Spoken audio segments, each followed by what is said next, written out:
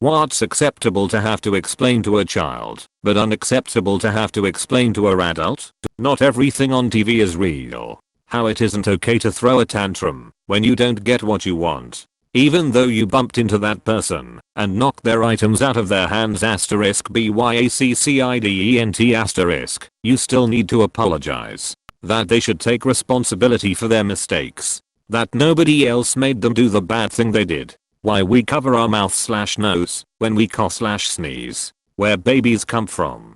No bleep. I had to explain this to a 19-year-old who got his girlfriend pregnant. He seriously thought that, because they were both virgins, that she couldn't get pregnant. She did.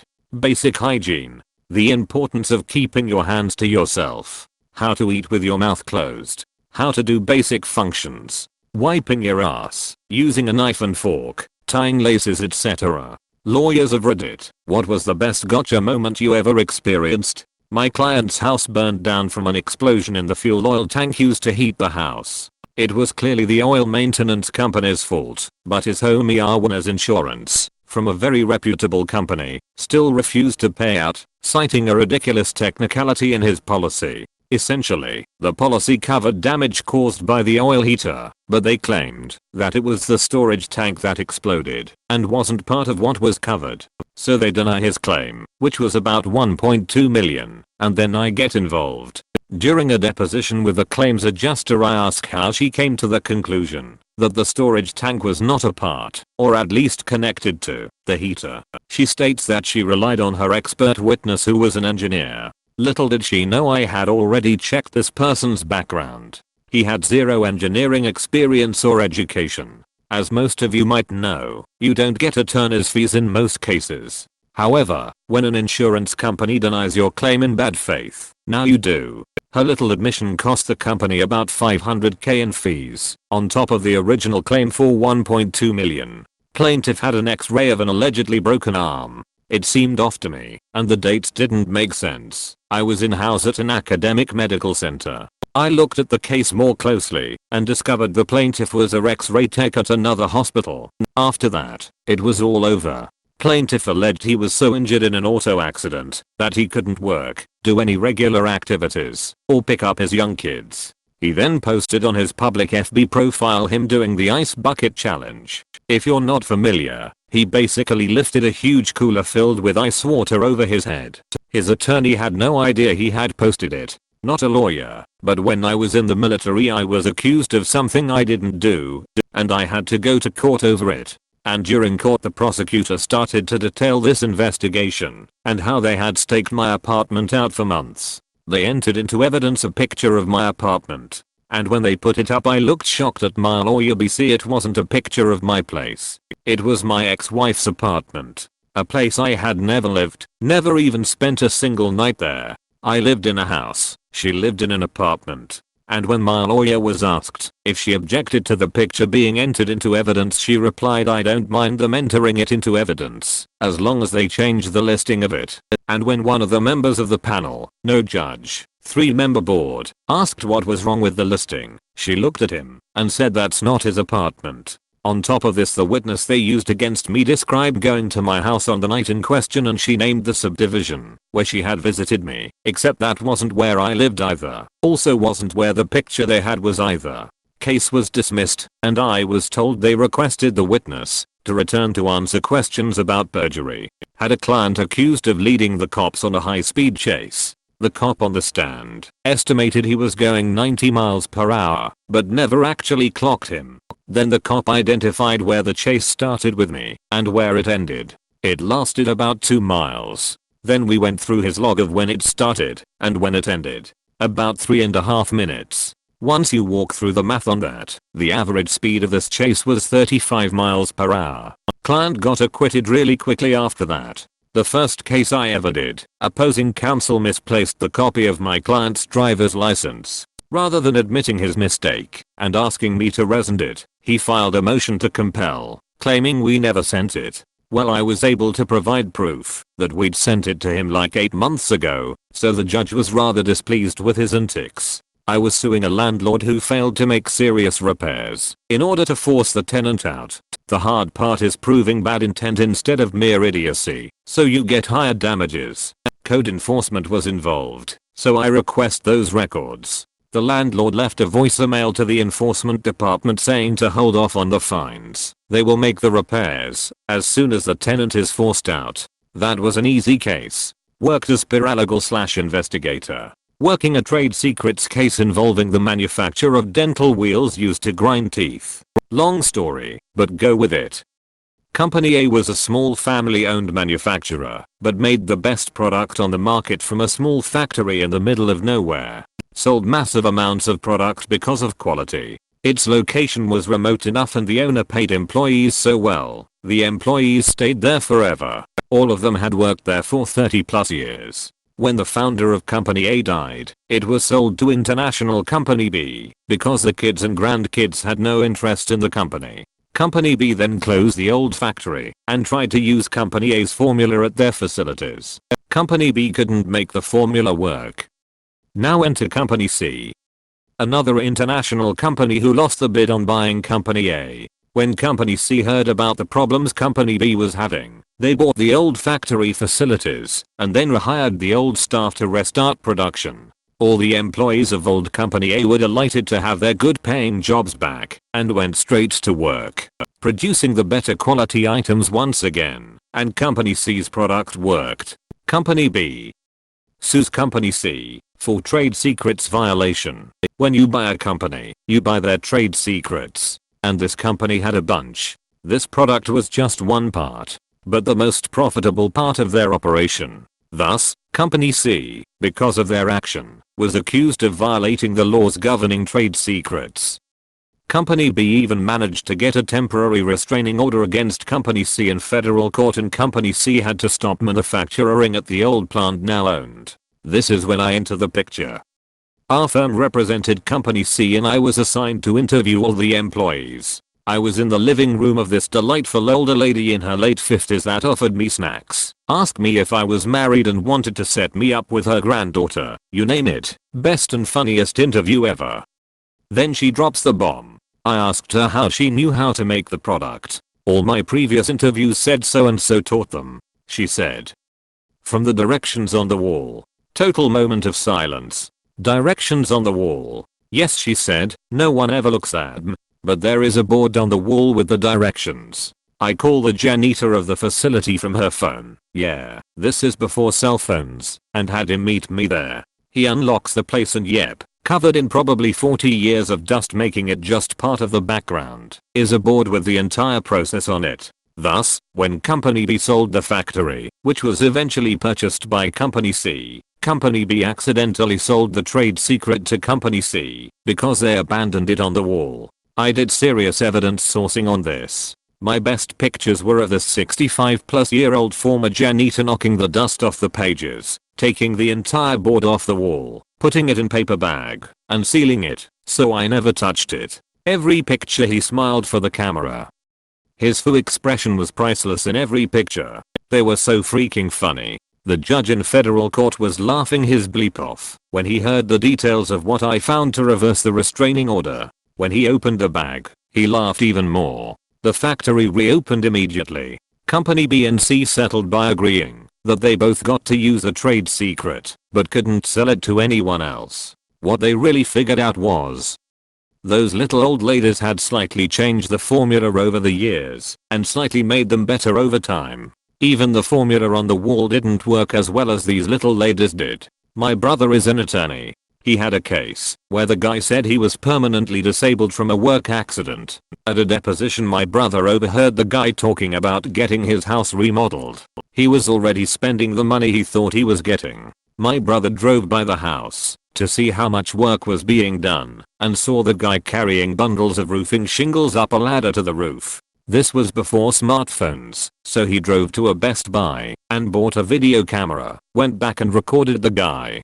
He had copies made and sent to the other attorney. The guy dropped the suit and was back at work the following Monday. My brother's client didn't want to pay for the video camera. He saved them thousands of dollars. They eventually paid, but he still gets a little peeved when he talks about it. Represented a DUI client who swore up and down to me he hadn't been drinking or doing any drugs. Newbie officer who had his field training officer with him in the car. Rookie pulls client over for attack violation, walks back to the car with body camera still on. Training officer says get him out for a DUI and the rookie says, but he's not intoxicated, to which the reply was do it anyway.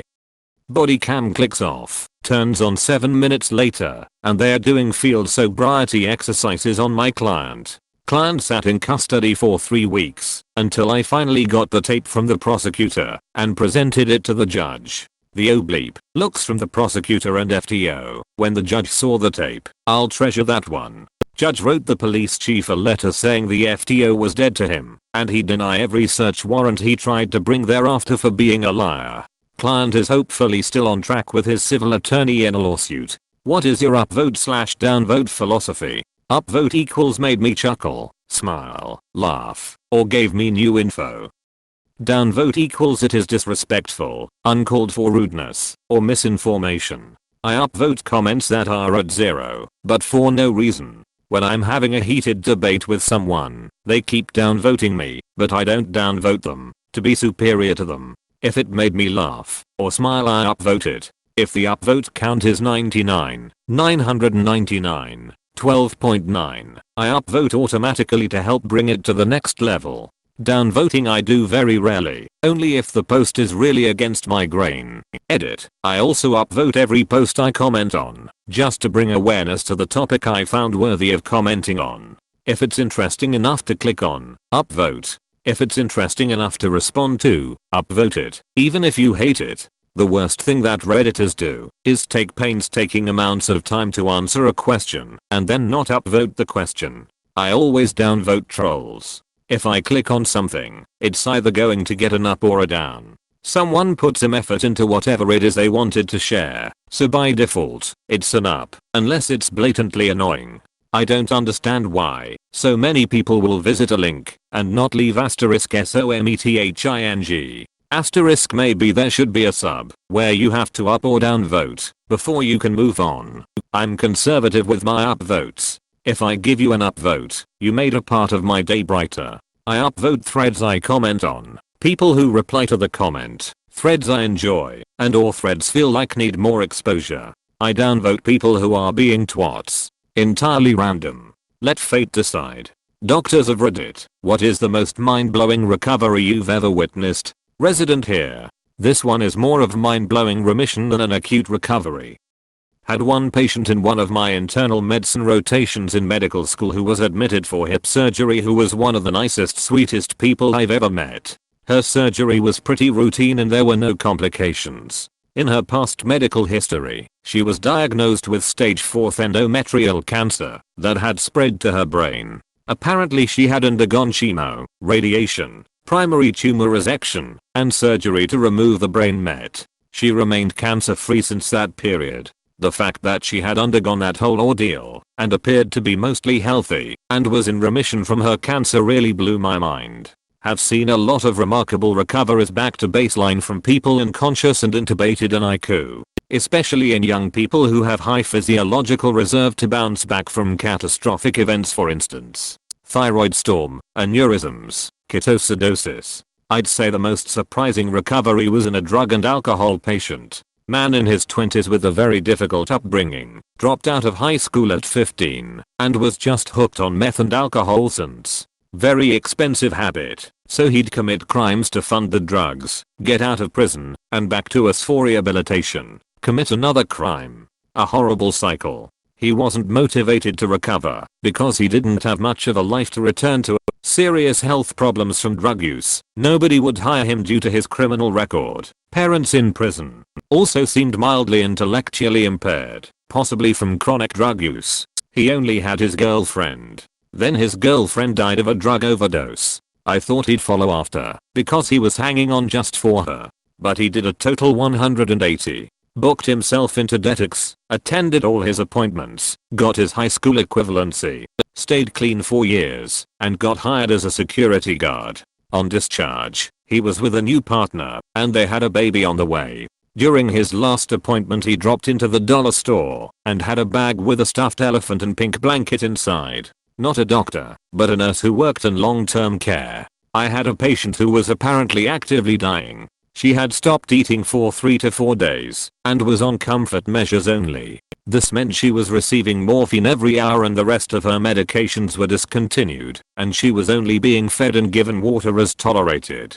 Out of nowhere one day she just sat up and said I'm hungry, and like that she was back to normal. She lived for around another year or so after that. Not a doctor, but a relative. My grandma ended up in bed for about a year when she was in her mid-70s. She had been declining for a fair while and just kept getting more and more medication to take care of her different illnesses and discomfort. I went up there 3 months before this and I was sure I wouldn't see her again. She was almost comatose, just lying in her bed, barely being responsive. At one point my 7-year-old second cousin randomly overhears my mom telling my aunt that grandma started on yet another type of medication, far into double digits. 7-year-old start crying because apparently she thinks that medicine is making grandma more sick, and every time she gets more pills, she gets more tired. My mom and aunt comfort this poor kid, telling her that it is not the medicine that is making her sick, and whatever you tell a 7-year-old to calm them down.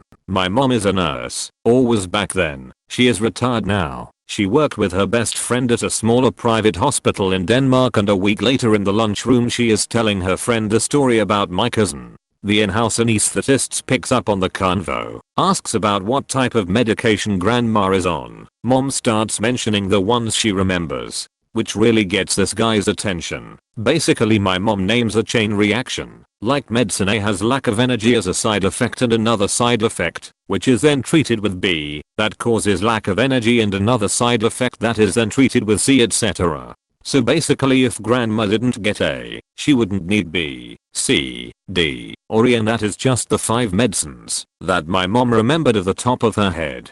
Mom gets a list of all the medicines together for her colleague. Apparently him and his doctor Mrs. went over them as an after dinner activity, and the next morning he had a 3-page letter written up that my mom could give grandma's doctor, arguing why 25 out of 28 medications were at best unnecessary if not harmful. Mom got the next day off, drove 450 kilometers to see grandma's doctor, showed up without an appointment, pulled a Karen, got to see him, showed him the letter, and half an hour later left with a new medicine schedule to step grandma out of 25 different medicines and half the dose of the 3 remainings.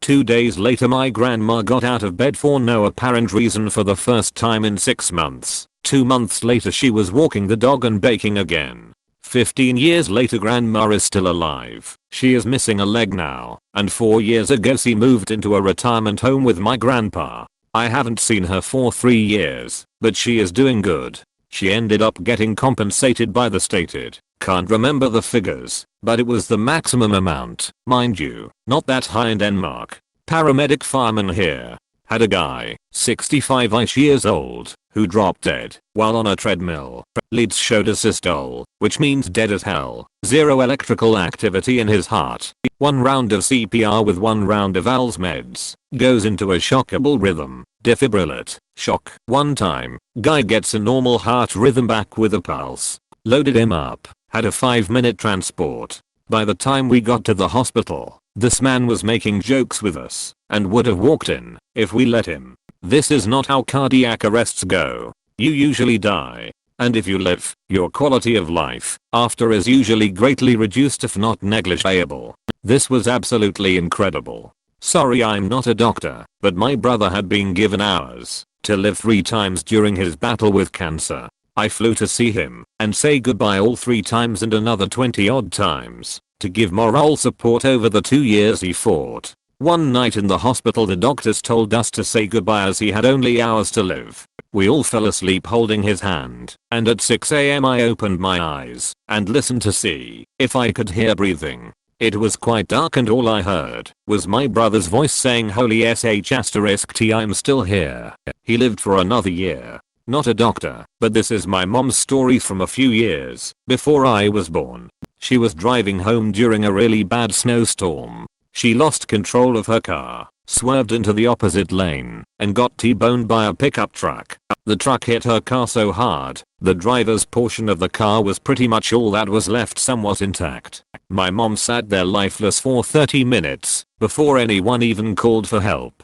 Rescue had to use the jaws of life to get her out of the wreck, and rushed her to the hospital. While in the hospital, doctors told her family that they've done all they can, but all other patients in situations like hers either died or were comatose for the rest of their life, and she probably wasn't going to make it. Soon after that, her blood started to coagulate, and her road to recovery began. She had to learn how to do everything again.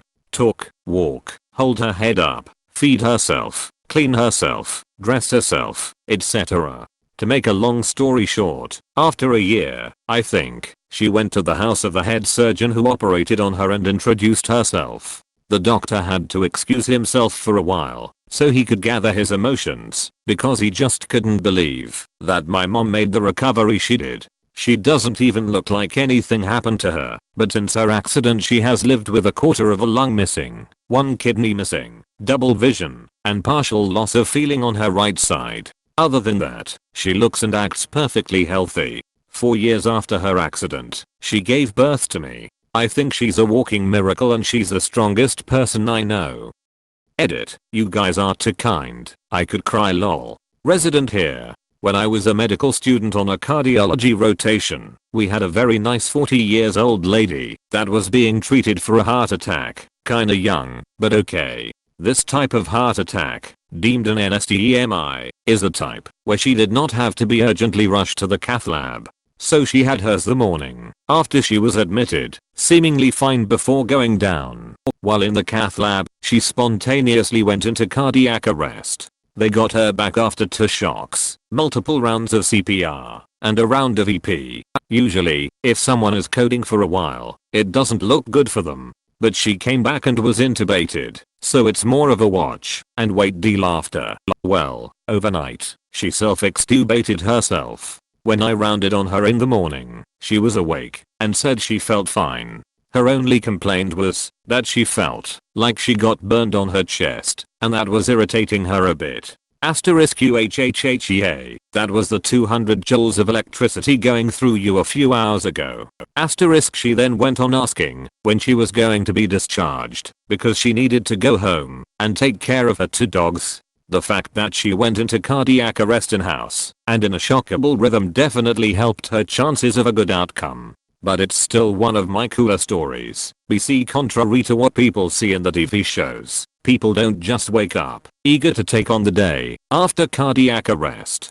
Cardiac care nurse here got called to the ER to assist with the cardiac arrest of this patient in his 50s. He had a delay of 10 minutes, no oxygen to his brains for 10 minutes. The EMT already tried reviving him for 45 minutes on a flatline. After 15 minutes the doctor said, "Last check before we declare this patient deceased," and when we did he actually had a pulse and a decent rhythm on the monitor. Mind you, we use an automatic CPR machine, so we don't have to do manual compressions, so we had to turn off the machine to check. He got wheeled to the ICU, ended up on the coronary care 2 days later, pretty confused I might add, and a week later he walked out of the hospital when the doctors discharged him without any brain damage or visual physical damage. Edit. They give him a Passamaca before his discharge. In April of 2014 my husband was diagnosed with ALS at the Mayo in Rochester, after what we thought was a simple visit to be tested for knee replacement. We were shocked, as you might imagine. There is no cure for ALS and average life expectancy after diagnosis is 3 years. In July he retired from his job as a writer/director at a global reinsurance company. As a Christian family we prayed, and we believed he would be healed. Every 3 months he returned to the Mayo for tests to see how the disease was progressing. It never got any worse. In January of 2015 he asked his company if he could return to work because he didn't appear to be on the way to death and we weren't in a place financially for him to retire. They had not been able to replace him and were happy to have him back. In April of 2015 the doctors at the Mayo undiagnosed his ALS. In August of 2015 he had surgery at the Mayo to relieve an impinged nerve in his spinal cord. This sounds much simpler than it actually was. It was hoped that over time this would allow his body to heal and correct the foot drop he was suffering that brought him there in the first place. They said this could take a couple of years as the nerves heal extremely slowly. His feet and ankles were checked by a nurse about 6 hours after surgery and all normal strength had returned. All the doc could say was this is very unusual. He's very much alive and still working and has a great story to tell. He calls it his year of living dangerously. Emergency service dispatchers, what is the scariest call you have ever gotten? One of the first calls I ever took. Woman calls up and asks about the process of filing a restraining order. She discusses how her boyfriend has been abusive and controlling. Mid-conversation the doorbell rings. She puts me on hold, opens the door, and I hear yelling. Guy barges in and starts beating on her, and I'm sitting there helpless listening because I didn't have her address yet. Luckily, I did have her name, and within a few minutes we got her address and got help to her. She was pretty badly injured but lived, and he is still in jail. That call made me doubt myself and if I was in the right profession, but I stuck with it, and it has been a very rewarding, though sometimes sad, profession. Was a 911 operator for 10 years. Scariest is probably different than worst. My scariest was an active shooter in a high-rise. Just sitting on the line trying to give the best direction so everyone makes it out okay. I think the most genuine terror comes from child callers. I had this 5-year-old call, in that her dad was growling and wouldn't wake up. Okay, agonal breathing, probably a heart attack, scrambling to get a confirmed address for EMS. PD dispatched to unconfirmed address. Finally confirm the address and start giving directions on CPR. Nope, she will not touch him because she is scared, then bursts into tears. Luckily PD arrived just after she refused and they were able to do CPR until EMS arrived. My husband was one of the 6 responders who recovered the children of Chris Watts from the oil batteries he dumped them in last year. It will actually be a year next week. Posted this before.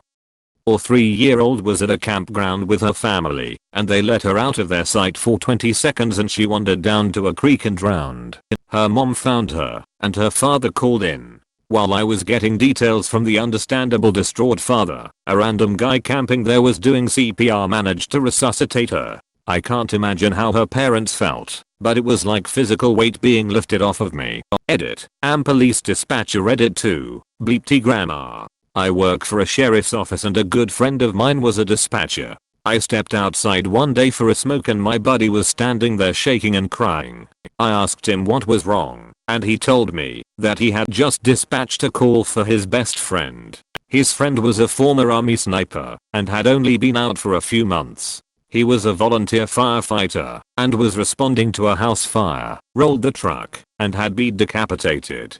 Guy had 5 young daughters. I'm a emergency helicopter dispatcher, so I get calls from EMS in rural areas. First question I always ask is, what is the closest city to the scene? I swear 80% of these people do not know how to pronounce it correctly, and 50% of them do not know how to spell it. One time this guy cut his bleep off on bath salts. When he came to, he realized what he did and called us directly. 911 dispatcher here for a large city. I get a little bit of everything, and mostly it's BS. But one that stuck with me was something recently. A man called in frantic, and it was really hard to get him to calm down. He told me his 35-year-old girlfriend was unresponsive and not breathing. I immediately started giving this guy CPR instructions, and he kept screaming, I'm sorry my love. Tough morning for the guy, no doubt. It hit me that he could have been responsible, or the last thing he ever said to her was not pleasant.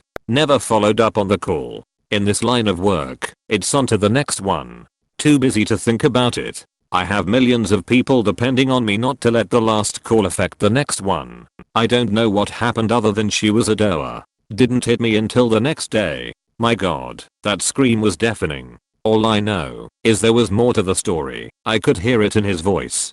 Please. I've heard people shot in real time. Parents trying to revive their dead kids first thing in the morning. But this for some reason hit me. Not a dispatcher but a paramedic. But a man called, saying his mom had severe chest pains. So we head over to their address in a hurry. However, there was no mom, just the caller waiting for us, and then robbing us at gunpoint saying, "We were going to kill us." He just wanted the drugs, but was quite shocking still. always going through my mind when entering some shady neighborhood. One that always sticks with me is the guy who phoned to tell me he'd shot himself in the head. He was slurring his words and sounded drunk. But no, he'd actually shot himself in the head and was dead by the time the crew got there. That was a weird one to get my head around. I also took a call from a 15-year-old kid who came home from school to find his dad hanging. So I had to basically ask him if he was cold, could he cut him down, or the usual, while this poor kid was panicking to hell. And then the kid stops answering my questions, and the dispatcher next to me gets the emergency call from the neighbors saying they don't know what's going on, but there's a kid standing in the street just screaming. I think about that poor kid a lot, and I absolutely detest his father for doing that to him when he knew his son would be the one who'd find him. Probably the other one that stands out is the call from the woman who'd just been raped. She'd been coming home from a club, and someone had pushed through her door behind her as she unlocked it. When he left, she called me. I still remember the way she screamed when she heard knocking on her door again, and I had to yell at her to try to make her understand it was the police and not the guy coming back. I didn't sleep well after that night shift at all.